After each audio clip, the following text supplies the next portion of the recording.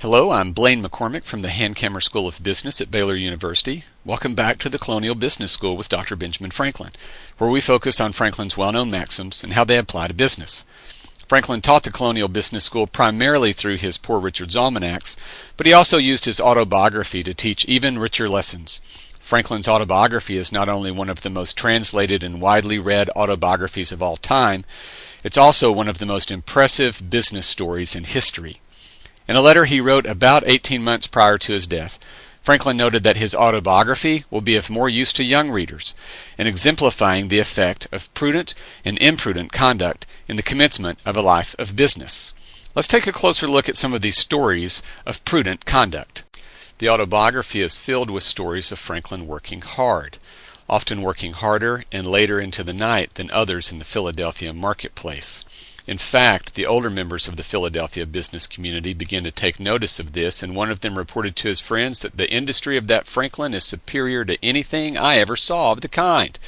I see him still at work when I go home from club, and he is at work again before his neighbors are out of bed. Working late wasn't Franklin's only display. He also put his work ethic on display in broad daylight. He writes, "And to show that I was not above my business, I sometimes brought home the paper I purchased at the stores through the streets on a wheelbarrow." Franklin adds, "In this industry, visible to our neighbors, began to give us character and credit." These and other stories in Franklin's autobiography point to two key lessons. First, hard work gets noticed. Second, hard work gets results. Franklin got noticed for the right reasons, and people concluded he was a young man of good character. Good character resulted in better credit, allowing him to build his asset base. Hard work resulted in more customers and increased his revenue.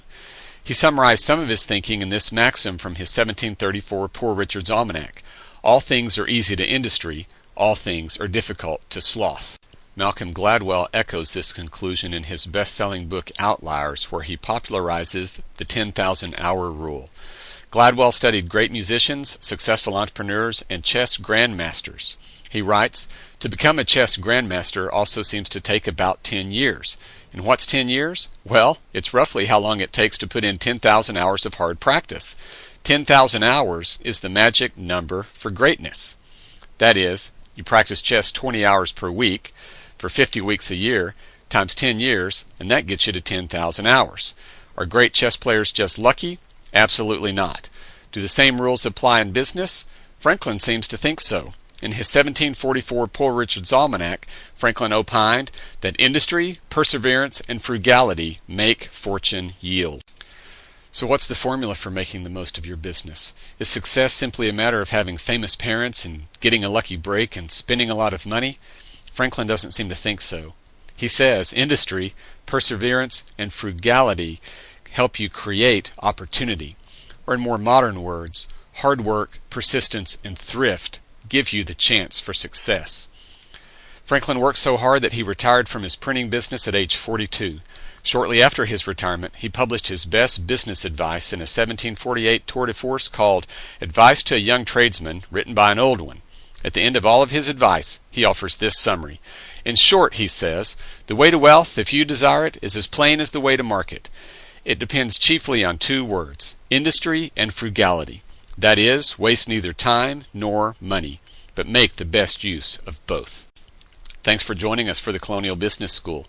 To learn more about Franklin's business years, see my book, Ben Franklin, America's Original Entrepreneur. It's a modern adaptation of Franklin's autobiography written specifically for today's business reader.